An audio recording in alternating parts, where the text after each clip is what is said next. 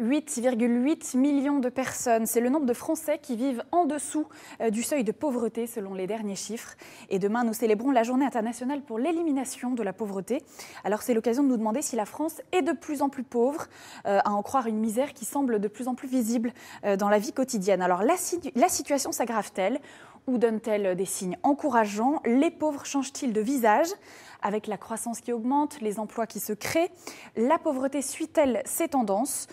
Pour le président Emmanuel Macron, en tout cas, nous pouvons, à hauteur d'une génération, éradiquer la grande pauvreté en France. Est-ce vraiment possible? C'est d'ailleurs la question qu'on vous a posée sur Twitter. La pauvreté peut-elle vraiment reculer en France? Vous êtes 68% à penser que non. On va essayer de répondre d'ailleurs à toutes vos questions pendant cette émission. Vous pouvez les poser à nos décrypteurs en direct, ils sont là pour y répondre.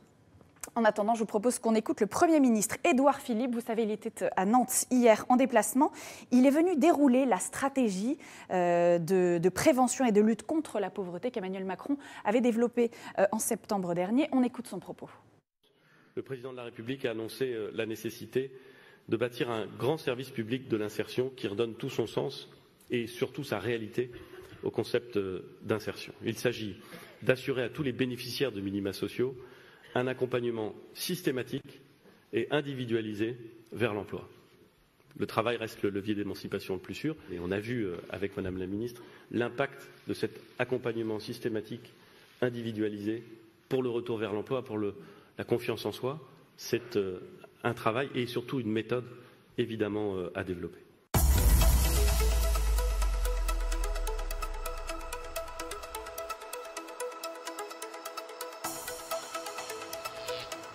Bonjour Jérôme Vignon. Bonjour. Vous présidez l'Observatoire national de la pauvreté et de l'exclusion sociale. Donc vous décryptez régulièrement dans vos études la situation des personnes pauvres et exclues dans notre pays, les inégalités, leur situation qui évolue. Alors tout d'abord, en quelques mots, comment justement la pauvreté évolue-t-elle en France aujourd'hui? Elle varie assez peu en réalité. Oui, il faut savoir que la pauvreté a baissé en France depuis les années 70 jusqu'au milieu des années 2000. Donc c'est possible que la pauvreté puisse baisser. Et depuis, elle a eu un choc, elle a augmenté de près d'1 million de personnes à partir de 2008, la crise. Et depuis 4 ou 5 ans, elle est stable à ce chiffre de 8,8 millions de personnes que vous citez, 14% de la population résidant en métropole. Donc aujourd'hui, ça veut dire qu'elle ne baisse pas, oui, malgré la croissance et tous les indicateurs positifs qu'on entend surtout ces derniers mois. Ça veut dire que ça peut sembler surprenant avec le chômage qui diminue, etc. Comment la croissance, elle, ne suit pas cette évolution économique globale? Elle ne baisse pas parce qu'elle est liée à des phénomènes lourds qui n'évoluent que très lentement. Par exemple, elle est liée au chômage de longue durée. Et le chômage de longue durée, lui, ne se résorbe pas. Il est encore la moitié du chômage total. Et c'est une des causes de cette aggravation, ou de ce maintien en situation de pauvreté de beaucoup de jeunes et de jeunes actifs. Vous avez aussi un autre problème, c'est la stagnation du pouvoir d'achat. Pratiquement, le pouvoir d'achat des Français n'augmente plus depuis 2008. Et du coup, pour ceux qui ont des moyens réduits, ils font extrêmement attention à leur alimentation, aux services qu'ils acquièrent. Et ça pèse sur la petite distribution, sur les agriculteurs. Et nous avons une forte augmentation de la pauvreté des indépendants en France. Alors justement, pour bien comprendre ça, il faut comprendre comment on calcule la pauvreté. C'est un système assez complexe. En réalité, ce n'est pas uniquement une question de revenus. Est-ce que vous pouvez nous préciser un petit peu comment fonctionnent ces organismes qui calculent? Quels sont les critères retenus? Ils ont soit des critères monétaires, c'est le critère principalement utilisé parce qu'on estime que c'est celui qui synthétise le plus la difficulté à vivre, ou alors ce sont des mesures de la possibilité effective de pouvoir se nourrir correctement chaque jour, se loger dans un logement qui ne soit pas trop exigu, accéder au transport. Donc on a vraiment deux façons de regarder la pauvreté, monétaire et non monétaire. Et donc il y a plusieurs types de pauvreté. Il y a plusieurs types de pauvreté qui d'ailleurs ne se recoupent pas. Il y a la pauvreté extrême. Enfin, en tout cas, chacun. J'ai vu que l'ONU parle de pauvreté et de pauvreté extrême. La Banque mondiale, par exemple, elle distingue la pauvreté absolue de la pauvreté relative. Quelle est votre définition à vous? En France, c'est surtout la pauvreté relative. La pauvreté absolue, c'est celle de personnes qui n'auraient que $2 par jour pour vivre. En France, on n'en est pas là. Et on considère qu'il faut... On en est à combien en France? En France, alors, en France, le nombre de personnes qui n'ont aucune ressource n'est pas vraiment suivi, mais prenez les statistiques d'accueil du Secours catholique, il y a près de 10% des personnes, le Secours catholique reçoit environ 1 400 000 personnes chaque année, ce qui n'est pas rien, et il y a sur ce 1 400 000 environ 140 000 personnes qui n'ont aucune ressource. Alors là, pour le coup, effectivement, elle relève de la misère extrême. Et surtout de la pauvreté absolue. Mais c'est un grave problème et qui n'est pas assez connu. Ceci dit, pour pouvoir sortir les personnes qui sont dans la misère absolue de cet état, il faut que ceux qui sont un petit peu au-dessus, qui leur précèdent le chemin, puissent sortir eux aussi de la pauvreté. Donc c'est un problème global qui concerne toutes les couches de la société, à tous les niveaux, entre guillemets, de la pauvreté. Alors justement, on reste un petit peu dans l'observation. De quelle façon est-ce que cette pauvreté est implantée et répartie sur le territoire, si on peut dire? Est-ce qu'elle est concentrée sur les agglomérations? Est-ce qu'elle est plus importante dans les campagnes? Alors, ce qui est sûr, c'est qu'effectivement, depuis une dizaine d'années, les contrastes territoriaux de pauvreté s'accentuent, que les écarts entre les départements s'accentuent. Les 5 départements les plus pauvres, qui sont en partie dans le sud de la France et en partie dans le nord, sont de plus en plus éloignés de la moyenne, et les départements les plus riches, qui se trouvent autour des grandes agglomérations de Paris, de Lyon, sont aussi de plus en plus riches. Et à l'intérieur d'une même agglomération, il y a ce qu'on appelle les zones urbaines sensibles, les quartiers, et l'écart entre les quartiers des zones urbaines sensibles et ceux des mêmes villes qui ne sont pas sensibles s'accroît. Donc on a une accentuation des disparités de pauvreté territoriale, même si la moyenne, au total, reste stable. Alors, le revenu médian, on peut le citer parce qu'il est important pour ce calcul. On dit niveau de vie pour niveau pouvoir de vie, comparer absolument. des familles de tailles différentes. Alors aujourd'hui, il atteint de l'ordre de 1 700 € par mois, donc ça correspond au niveau de vie, au revenu disponible d'une personne seule. Mais alors, le seuil dit de pauvreté, en dessous duquel le niveau de vie est estimé créer de très grandes difficultés ou un risque d'exclusion, c'est 60% de ces 17%, c'est-à-dire c'est environ 1 000 € de niveau de vie par mois. On considère, mais c'est une convention statistique, qu'en dessous de 1 000 € par mois de niveau de vie, il est très vraisemblable qu'on doive se restreindre de manière extrêmement sensible, d'une manière telle qu'il est difficile de participer pleinement à la vie de la société. Alors justement, que propose le gouvernement pour participer à nouveau à la vie de la société, pour lutter contre la pauvreté? Quelles sont ses priorités? C'est Marie-Cécile Renaud, qui est journaliste au service Éco-France du Figaro, qui fait le point sur les principales mesures qui ont été prévues pour endiguer cette grande pauvreté. On l'écoute. S'attaquer aux causes de la pauvreté plutôt qu'à ses stigmates, c'est l'objectif d'Emmanuel Macron dans son plan pauvreté à 8,5 milliards d'euros dévoilé le 13 septembre. Comment compte-t-il réussir? Il a 2 idées fortes.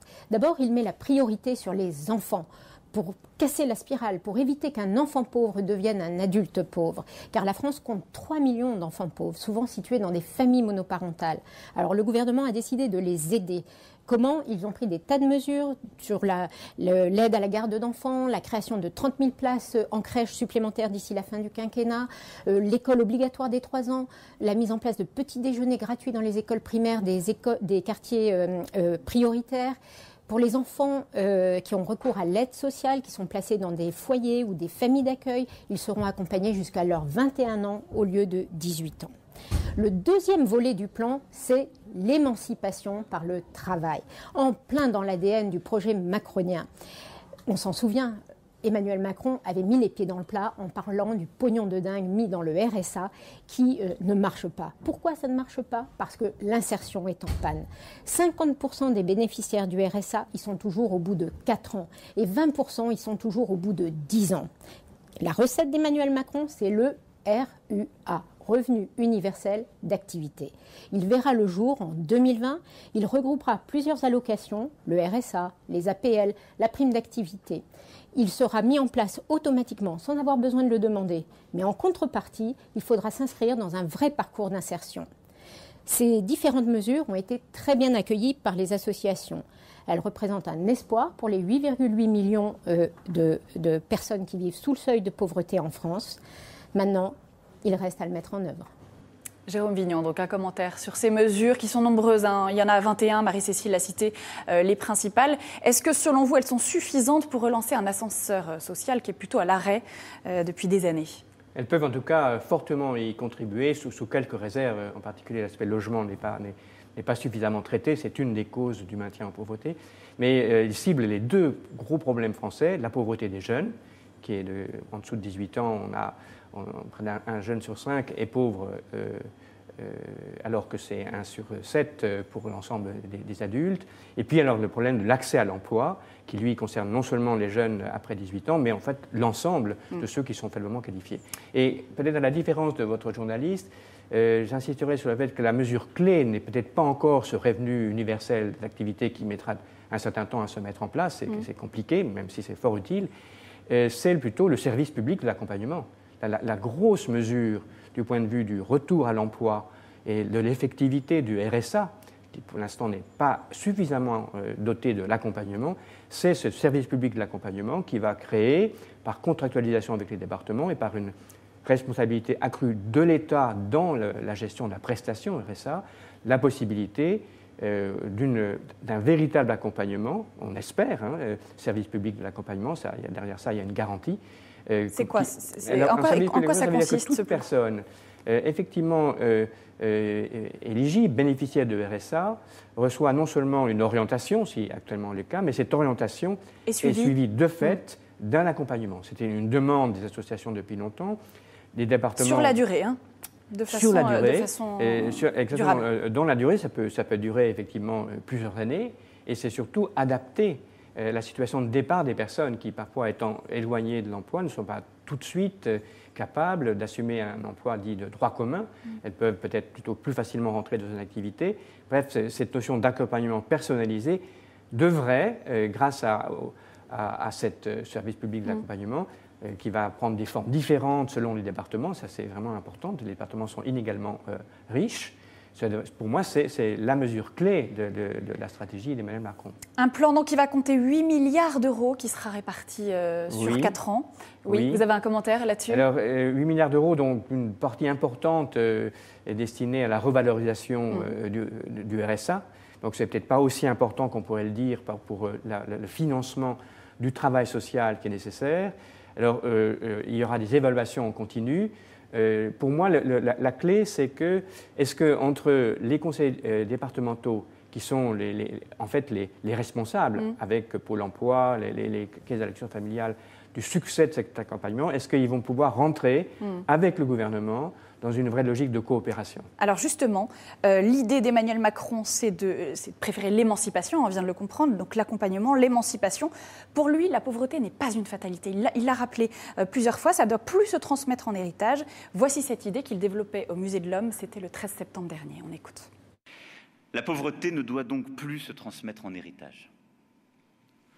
Or, aujourd'hui, cette reproduction sociale des inégalités, c'est une réalité, celle que j'évoquais tout à l'heure. Et elle dit quoi? Elle dit qu'il faut 180 ans à un enfant né pauvre pour espérer que les descendants de ses descendants accéderont aux classes moyennes. Bonjour Manuel Domergue. Bonjour. Vous êtes directeur des études à la Fondation Abbé Pierre. Alors on vient de l'entendre, après avoir critiqué le pognon de dingue, ça fait un petit peu de bruit, que coûtent à ses yeux les aides sociales. Le président plaide donc pour une politique d'émancipation plutôt que de redistribution et il lutte contre ce déterminisme de la pauvreté. Comment analysez-vous, vous, cette idée ? Sur le principe, évidemment, c'est très bien. La pauvreté, on le sait, se reproduit souvent de génération en génération et il est difficile d'en sortir. C'est la reproduction des inégalités, de l'échec scolaire, ce sont des choses qui sont très connues, qui ne sont pas propres à la France. Et même, on peut le dire, la France est un des pays qui assigne le moins à la grande pauvreté les personnes qui y sont. Beaucoup trop, mais par rapport à d'autres pays, on n'est pas forcément les derniers de la classe. Par rapport à l'idée reçue selon laquelle, en France, on protégerait bien les plus pauvres avec un pognon de dingue, mais qu'en échange, en contrepartie, ils n'arriveraient pas à sortir du chômage pour aller vers l'emploi, c'est un peu une idée reçue qui n'est pas tout à fait vraie quand on la compare avec d'autres pays. En fait, ce sont les pays les plus inégalitaires qui figent le plus les personnes dans leur situation actuelle. Par exemple, les États-Unis, on a l'image d'un pays où tout est possible, où on peut être très pauvre et devenir très riche. En fait, c'est beaucoup moins le cas qu'en France. Les gens aux États-Unis sont très pauvres, sont mal protégés et restent davantage pauvres qu'en France. Alors, donc, les aides sociales, on peut le préciser, atteignaient en 2016 un total de 714 milliards d'euros. Donc, c'est quand même 32% du produit intérieur brut de la France. Comment vous comparez par rapport aux États-Unis, par rapport au reste de l'Europe, par exemple, comment la France se situe? La France a un état social qui est assez important. Vous l'avez dit, ce sont des montants importants. Est-ce que c'est un pognon de dingue ou pas? Je ne sais pas. En tout cas, c'est efficace pour lutter contre la pauvreté. Justement, on peut mesurer. S'il n'y avait pas toutes ces prestations sociales, la pauvreté en France ne serait pas de 14%, ce qui est beaucoup trop, mais de 22%. Donc on voit bien que ce pognon de dingue, il est utile. Et il n'est pas si important que ça, parce que les 700 milliards dont vous parlez recouvrent pas simplement de l'aide aux pauvres, mais ce sont des prestations sociales en général. Les pensions de retraite, l'assurance maladie, etc. Vous en bénéficiez, j'en bénéficie. Ça, ce n'est pas simplement pour les plus pauvres. Donc avoir un État social qui redistribue pas suffisamment, mais quand même correctement les ressources, ça marche contre la pauvreté, mais ce n'est pas suffisant. Et en plus, dans cet État social, il y a beaucoup de trous, et on voit dans les trous des mailles du filet, on voit qu'il y a des personnes qui échappent à l'État social, hélas, et qui donc se retrouvent dans la grande pauvreté. Alors maintenant qu'on a dit ça, est-ce qu'on peut essayer de comprendre de quelle façon l'importance de la pauvreté d'un pays est liée à sa situation économique, justement? On donnait des chiffres par rapport au PIB. Est-ce que la pauvreté suit, on en a un petit peu parlé avant, suit de façon quasi linéaire l'évolution de la croissance, l'évolution de la santé économique du pays? Alors évidemment, quand il y a de la croissance économique, quand le chômage baisse, ça a un effet positif sur la baisse de la pauvreté. On a vu en France, entre 1997 et 2002, une phase de croissance importante et qui a vu le taux de chômage, le niveau de pauvreté baisser assez massivement. Donc ça, évidemment qu'il y a un lien. Mais ça ne suffit pas. Parce que quand on se compare avec d'autres pays européens, le Royaume-Uni, l'Allemagne, ils ont moins de chômage que nous, mais ils ont plus de pauvres. Pourquoi? Parce qu'ils ont fait le choix de développer les travailleurs pauvres, de flexibiliser le marché du travail. Et donc les gens sortent du chômage, mais pas pour aller vers des emplois bien payés, stables, etc., mais vers des emplois souvent de mauvaise qualité. Donc d'un côté, on a beaucoup de chômage, mais moins de pauvreté. De l'autre côté, on a moins de chômage, mais plus de pauvreté. Évidemment, il n'y a pas à choisir entre les deux. Il faut essayer d'accompagner les personnes vers des emplois de bonne qualité. Mais c'est pour dire faire attention à l'idée que le chômage serait la seule explication de la pauvreté. Il y a beaucoup de pauvres qui sont des travailleurs pauvres en France et encore plus à l'étranger. Donc attention à ne pas copier non plus les mauvaises idées que nos voisins parfois ont adoptées. Manuel Domergue, vous êtes directeur des études à la Fondation Abbé Pierre. Est-ce que vous pouvez nous expliquer qui cet appauvrissement touche le plus ces dernières années? Qu'est-ce que vous observez? On voit des publics en particulier, sans trop de surprise, les familles monoparentales, souvent des mères célibataires, ça a été dit, qui sont davantage touchées par la pauvreté parce que c'est difficile de prendre un emploi quand on a 1, 2, 3 enfants à garder ou à faire garder, c'est difficile également. On voit des publics, c'est surtout les jeunes, les enfants, les adolescents, les jeunes, qui sont plus touchés, beaucoup plus que les personnes âgées. Ça, c'est frappant. Ça c'est frappant. Ça, depuis quelques années. Depuis plusieurs décennies, c'est un phénomène constant. On voit que la pauvreté des personnes âgées, heureusement, a baissé fortement parce qu'on arrive maintenant à l'âge de la retraite des personnes qui ont connu les 30 Glorieuses avec un système de retraite stable, bien financé. Et donc la pauvreté aujourd'hui se rabat plutôt sur les plus jeunes, même si les plus âgés ne sont pas épargnés, mais massivement c'est plutôt les plus jeunes parce que entre 18 et 25 ans, vous n'avez pas droit au RSA, donc au minimum pour vivre correctement, parce que les familles avec enfants sont plus touchées par la pauvreté. Évidemment, les enfants pauvres sont des enfants dans des familles pauvres, il n'y a pas d'enfants pauvres tout seuls quasiment. Et puis parce que les jeunes aujourd'hui sont les catégories d'âge qui ont le plus connu la crise économique, alors la crise des années 80-90 du chômage de masse, et puis la crise depuis 10 ans, depuis la crise de 2008, ils sont vraiment impactés par cette hausse du chômage. Et la crise migratoire de ces dernières années, de quelle façon a-t-elle modifié aussi les visages de la parmi pauvreté? les publics les plus pauvres, les plus touchés par la pauvreté, on retrouve naturellement les immigrés, qui sont 2 à 3 fois plus pauvres que le reste de la population, parce que c'est assez compréhensible. Quand ils arrivent sur le territoire, ils ont moins d'aide familiale, moins accès aux aides sociales, moins de diplômes également. Ils ont moins accès, c'est-à-dire que...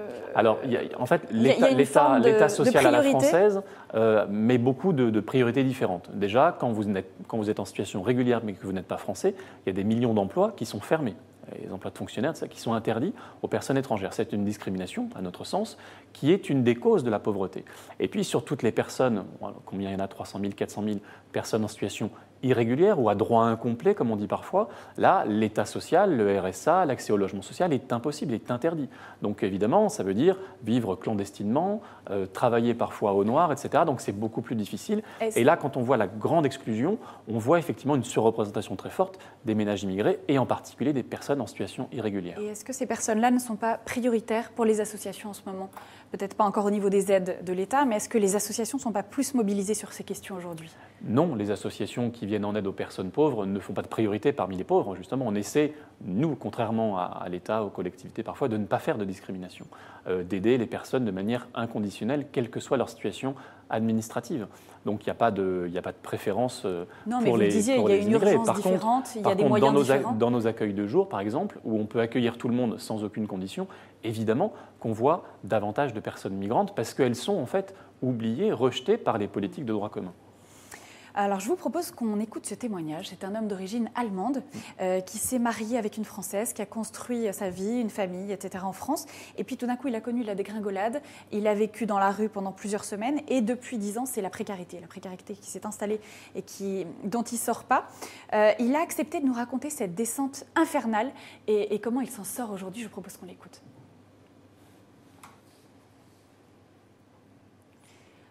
Alors, peut-être qu'on pourra l'écouter un tout petit peu plus tard. On l'imagine. On l'imagine déjà. Voilà. Alors sinon, ce qu'on peut dire, c'est que pour sortir de la pauvreté, en fait, c'est ça que le SDF qu'on a pu rencontrer va nous raconter. Est-ce que, selon vous, il faut d'abord passer par trouver un toit ou trouver un travail? Selon lui, c'est plutôt un toit. Mais quelle est votre réponse à vous? Alors, à la Fondation Abbé Pierre, nous avons soutenu la politique du gouvernement français depuis 10 ans, même si elle a eu des soubresauts, qu'on appelle le logement d'abord. Le logement d'abord, ça veut dire quand vous êtes sans logement, la première priorité pour ensuite reconstruire un parcours d'insertion, c'est d'avoir un logement.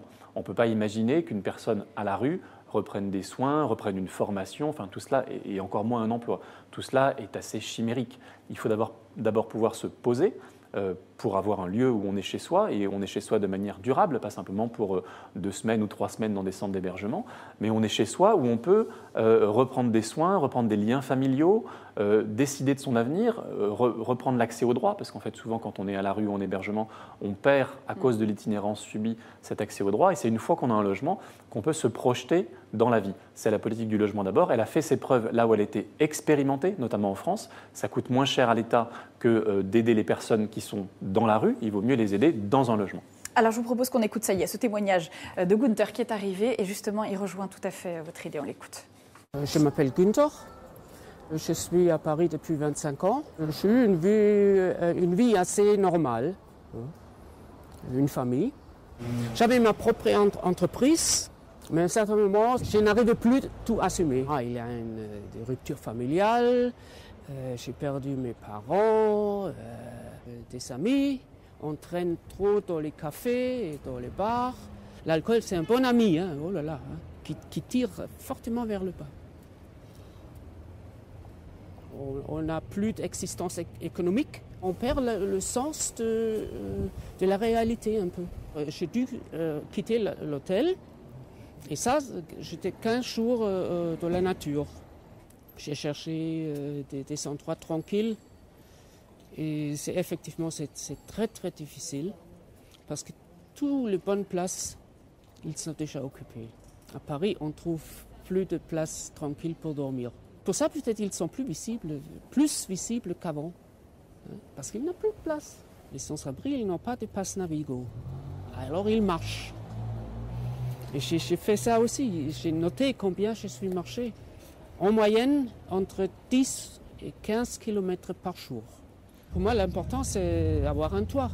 Si on a une chambre, j'ai un stock de vêtements et je vais 1 ou 2 fois par mois à la laverie et je peux les laver. Mais si tu n'as pas ça, tes vêtements s'abîment, tu vois, et tu deviens sale. Pour reconstruire son truc, il faut un minimum d'intimité. Mais si tu es toujours... c'est pas possible. Et tu sais que tu te dégrades de plus en plus, tu ne peux rien faire contre. Oui, je crois que c'est possible de sortir de la pauvreté, mais c'est très compliqué. On est mal guidé, je dirais. Voilà, c'était Gunther donc, qui a accepté de témoigner de sa situation dans la rue. Un témoignage qui vous a frappé, messieurs, dans lequel vous reconnaissez ce que vous vivez au quotidien? Oui, Gunther montre bien la spirale. Une fois qu'on tombe à la rue, c'est difficile de s'en sortir. Alors il a réussi, c'est très bien. Il y en a plein de personnes qui arrivent à s'en sortir. Ce n'est pas du tout une fatalité.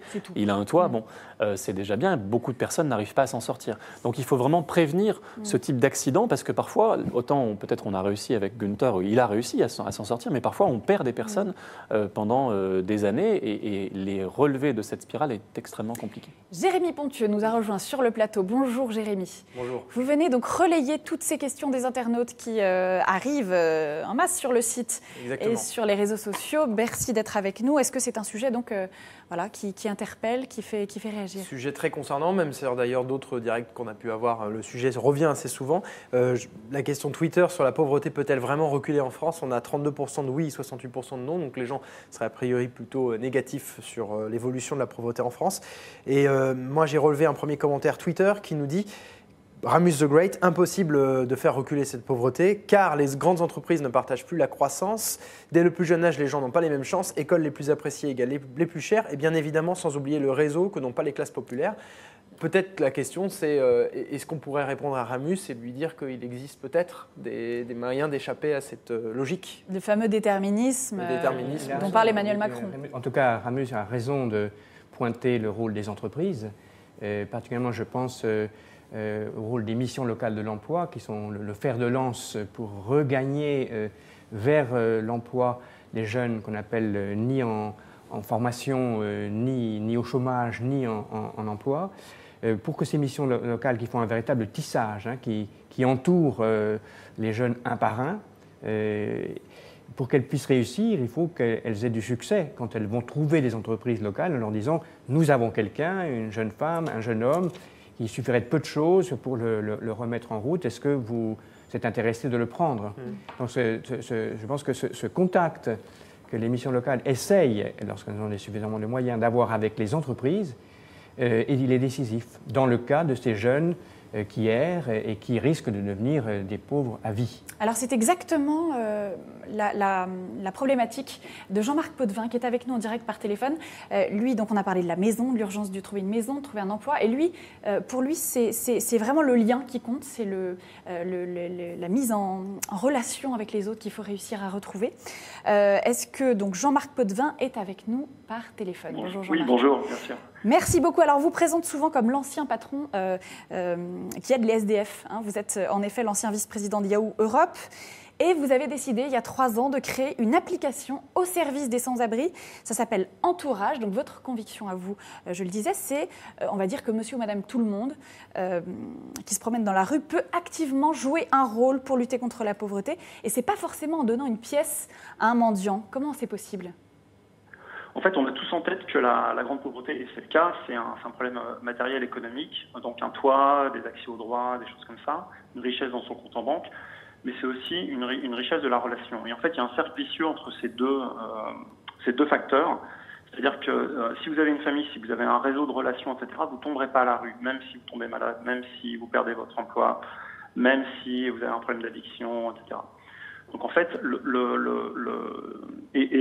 à l'inverse, quand vous êtes à la rue, si personne ne vous parle, si personne ne vous regarde, si vous n'existez plus, si vous n'avez pas de prénom, moi on travaille avec des personnes qui sont SDF et qui nous aident à construire Entourage, qui me disent « mais moi je vois passer 3000 personnes tous les jours devant moi, il y en a 2 qui me disent bonjour ».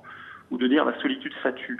Donc en fait, comment se motiver pour essayer de se sortir de là si j'existe pas, j'ai pas de prénom et personne ne me parle. Et donc on pense qu'un changement de comportement, de recréer du réseau relationnel, d'amitié, informel mais régulier, à l'échelle de son quartier, à l'échelle de sa rue, etc., avec les personnes exclues, c'est très important parce que peut-être vous êtes la seule personne qui lui parle, peut-être que cette personne n'a pas eu son anniversaire fêté depuis 10 ans et qu'elle ne croit plus en elle-même et qu'elle a perdu toute estime de soi et toute confiance dans les autres. Et ce réseau-là est très complémentaire avec les actions du travail social qui vont consister à essayer d'accompagner les personnes vers une sortie de rue, sur un toit, sur un accès aux droits, etc. Jean-Marc Potvin, je reviens sur cette notion que vous développez, que vous suscitez, qui est en fait l'espèce d'indifférence que la population peut avoir dans la rue en étant confrontée à la pauvreté, l'indifférence, mais aussi la culpabilité. Il y a un espèce de paradoxe. Ce n'est pas forcément volontaire de ne pas répondre à ces gens-là, c'est aussi qu'on ne sait pas comment faire. Mais absolument. En fait, la situation côté riverain, les personnes sans abri disent qu'elles sont invisibles pour les gens. C'est pas vrai du tout, en fait. On voit qu'elles. Simplement, moi, je sais pas quoi faire, donc je vais presser le pas, je détourne la tête, éventuellement je donne une pièce. Mais et à partir du moment où je comprends que la relation est importante, que le bonjour est important, qu'à un moment, une poignée de main, un regard, et puis d'entrer dans une relation, quelque part, ça redonne à cette personne aussi la possibilité d'exister. Quand on comprend que ça a de la valeur, c'est facile à faire. Donc chacun peut faire ce petit geste. Alors vous les aidez parce que vous avez trouvé une application. Pour vous, ça peut passer par ces moyens technologiques très performants que vous utilisez à bon escient, c'est-à-dire par le biais d'une application, on peut mettre les gens en direct dans la rue et c'est peut-être plus facile que d'aller parler à ces personnes en face à face. Voilà, en fait, l'application Entourage, c'est un réseau local de solidarité de proximité. Donc les gens vont se connecter. Je peux rejoindre du coup des actions qui sont créées avec des personnes de la rue. Par exemple, s'il y a une action pas loin de chez moi où on fête l'anniversaire pour Robert, où on va essayer de donner quelques rudiments de français à quelqu'un qui parle pas le français, lui apprendre un peu la langue, ou faire des actions de ce type, je peux rejoindre ces actions et du coup rejoindre un petit groupe de personnes. À l'inverse, si je suis en relation avec des personnes SDF avec qui j'ai créé un lien, très souvent elles ont des galères objectives, elles ont des tas de problèmes et je peux me trouver un petit peu seul. Et là, avec Entourage, je peux appeler à l'aide les voisins en disant est-ce que quelqu'un dans le quartier parle le hongrois pour aider mon ami Laszlo qui est hongrois et qui parle pas le français ou est-ce que quelqu'un peut m'aider, on va faire une collecte de produits d'hygiène pour les femmes qui sont à la rue.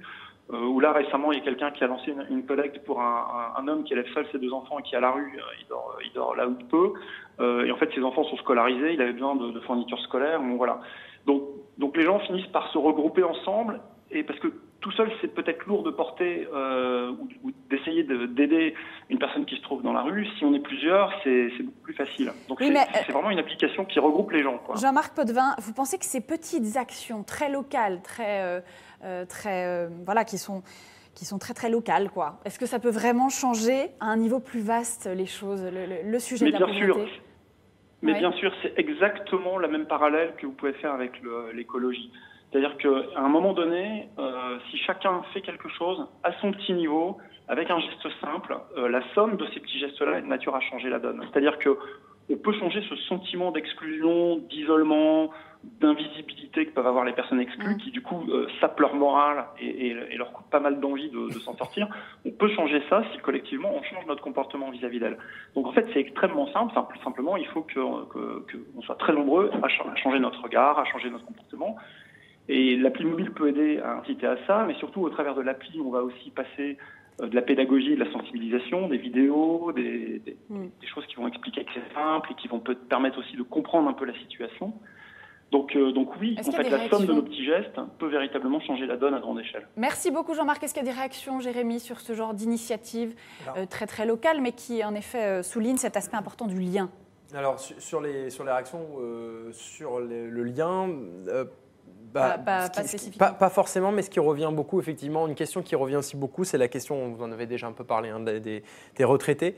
Je pense particulièrement au plan anti-pauvreté. Un argument qui revenait assez souvent, c'est les retraités sont un peu délaissés. On parle beaucoup des jeunes et de l'éducation, et on n'a pas beaucoup parlé des retraités. Est-ce que vous avez cette sensation-là? Est-ce que vous avez l'impression peut-être qu'ils sont oubliés également? C'est une grande inquiétude de la part de nos internautes, ça revient assez souvent, la pauvreté des retraités. Oui, en particulier ceux qui ont plus de 75 ans, parce qu'il y a retraités et retraités, et parmi les plus de 75 ans ayant vie de plus en plus longtemps, tous n'ont pas des retraites complètes. Pour ceux qui sont en reversion, pour les femmes en pension de reversion, il y a un vrai souci de pauvreté qui n'est pas directement touché par le plan stratégique. Mais je crois que pour les personnes âgées, je ne sais pas ce que Manuel Lomar en pensera, il n'y a pas seulement la pauvreté matérielle, mais il y a l'isolement. C'est-à-dire le fait de ne plus avoir de contact, on rejoint la dimension relationnelle de M. Potvin, crée effectivement un sentiment d'exclusion, d'inutilité, qui est une souffrance sociale. Et là aussi, je pense que des actions locales qui peuvent engendrer vraiment et remettre en selle des personnes âgées, y compris celles qui sont en EHPAD, de telle sorte qu'ils puissent se sentir utiles. La clé de la lutte contre la pauvreté, c'est certes une clé monétaire, c'est du logement, mais aussi le fait de sentir qu'on a un rôle. Même des personnes pauvres peuvent avoir un rôle, il faut pouvoir le leur donner. Et là, la vie associative est pour ça fondamentale. Alors, je ne sais pas si M. Potvin est toujours avec nous au téléphone, mais il y avait juste une question, et il n'est plus là. Il y avait une question quand même que ça soulevait et qui rejoint aussi celle des personnes âgées, c'est la difficulté d'avoir accès à des smartphones, à des téléphones, d'être connectés aussi. Donc, c'est la situation de ces personnes dans la rue et probablement aussi la situation de ces personnes âgées qui sont dans une solitude extrême à partir du moment où elles n'ont pas tout à fait les mêmes outils que la plupart des gens. Tout à fait. Alors, il y a pas mal de personnes à la rue qui sont connectées. Sans doute davantage que des personnes âgées qui sont isolées, qui sont pas des digital natives de loin de là. Donc, il faut utiliser tous les outils qui existent. Effectivement, une application peut aider des personnes qui peuvent se connecter, même si elles sont à la rue. Après, on rate plein de gens si on se base uniquement sur ce type d'outils. Mais c'est pour ça qu'il faut encore des guichets, en plus des procédures dématérialisées. Sur les personnes âgées, il y a eu quand même une revalorisation du minimum vieillesse, l'ASPA, donc qui n'est pas négligeable. C'est plutôt pas mal. Peut-être elle pourrait être revalorisée davantage.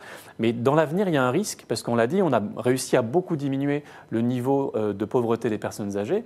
Mais les générations qui vont prendre leur retraite bientôt, pour celles qui auront subi les différentes réformes du système de retraite qui sera moins avantageux que par le passé, beaucoup arriveront avec des retraites incomplètes, avec des petits salaires, avec des revenus en baisse par rapport à leur niveau d'activité. Et ça posera un gros problème pour les personnes qui sont restées locataires, notamment dans le parc privé. Parce que depuis 20 ou 30 ans, on voit que les ménages pauvres ou modestes accèdent beaucoup moins à la propriété. Et donc parmi ces personnes qui vont rester locataires, toute leur vie sans doute, quand elles arriveront à la retraite avec une baisse de revenus de 40-50%, payer leur loyer sera très difficile. Donc il faudra sans doute trouver des solutions pour ces personnes-là, alors qu'aujourd'hui, les retraités d'aujourd'hui bénéficient en majorité de retraites plus confortables et sont en grande majorité, très grande majorité, déjà propriétaires. Comment on va pouvoir répondre à ça? Est-ce qu'on se penche déjà sur la question, j'imagine? Peut-être que vous allez plancher sur ce genre de questions, parce qu'en effet, vous allez avoir des demandes de plus en plus importantes. Comment est-ce qu'on va pouvoir répondre à ces nouvelles problématiques? La baisse de taux de substitution dans le passage à l'inactivité, ce n'est pas en général aussi important que ce que Emmanuel a dit.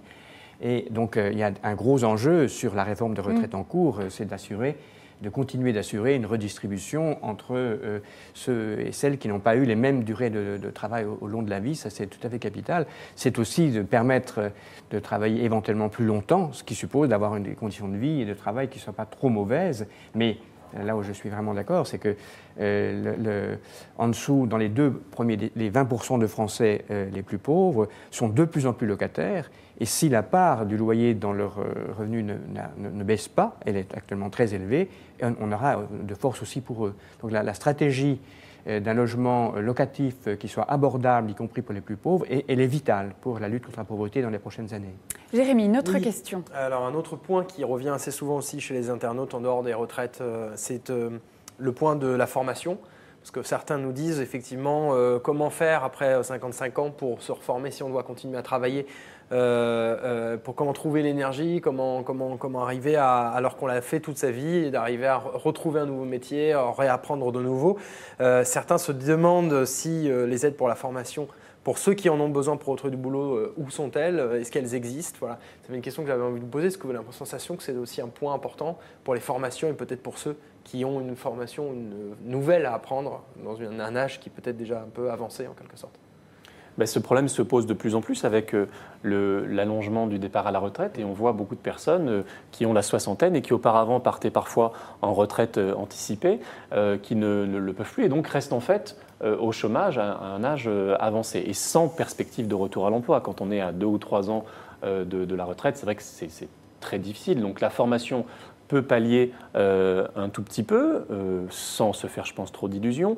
Peut-être pas à un âge trop avancé, mais avant, vers 50, 55 ans, commencer à anticiper le fait que peut-être on n'aura pas le même emploi pendant les 15 années qui viennent jusqu'au temps d'avoir la retraite à taux plein. Donc c'est peut-être pas quand on est juste à un an ou deux de la retraite qu'il faut y penser, mais auparavant. Et on sait bien qu'il y a un vrai problème d'accès à la formation, notamment pour ces classes d'âge, mais pas simplement. Pour les personnes à bas revenus, à basse formation initiale, en fait, ce sont eux qui bénéficient le moins de la formation en continu. Donc ça, c'est un problème. Apparemment, le gouvernement l'a bien identifié et il y a un plan plutôt ambitieux là-dessus, mais après, il faudra voir comment ça se décline. Et puis, il faut encore qu'il y ait des emplois pour ces personnes-là. Au-delà d'être formées, il faut encore que les entreprises les acceptent. J'aurais aimé, juste avant qu'on termine cette émission, avoir un tout petit commentaire sur cette métaphore qui est très souvent utilisée par Emmanuel Macron. C'est la fameuse métaphore de premier de cordée. On avait des choses à vous faire entendre là-dessus. On n'a pas le temps, mais en un mot, est-ce que vous pouvez nous dire ce que vous en pensez? Est-ce que cette idée résume bien cette dynamique dans laquelle il faut que les choses s'inscrivent désormais? S'il y en a un devant qui tire dans le bon sens, le reste suivra. Moi, je pense qu'on a besoin de centaines de milliers de premiers de cordée. Il faut qu'on ait beaucoup de gens comme M. Potvin. Il faut qu'il y ait beaucoup de jeunes qui fassent l'expérience de rencontrer des personnes pauvres et qui puissent se dire que ce n'est pas irréversible, on peut faire quelque chose. Merci beaucoup Jérôme Vignon. Je rappelle que vous présidez l'Observatoire national de la pauvreté et de l'exclusion sociale. Manuel Domergue, merci également. Vous êtes directeur des études à la Fondation Abbé Pierre. Et donc Monsieur Potvin qu'on a entendu, qui a monté donc cette application qui s'appelle Entourage. Merci Jérémy Pontieux. Merci à toute l'équipe de préparation et l'équipe de réalisation. Demain, les décrypteurs autour de Vincent Roux aborderont le Brexit avec l'ouverture du sommet européen sur la question. Et tout de suite, il ne faut pas manquer le talk qui est animé par Yves Tréhard. Il reçoit Annie Genevard, qui est donc la vice-présidente de l'Assemblée nationale. À très vite sur Figaro Live.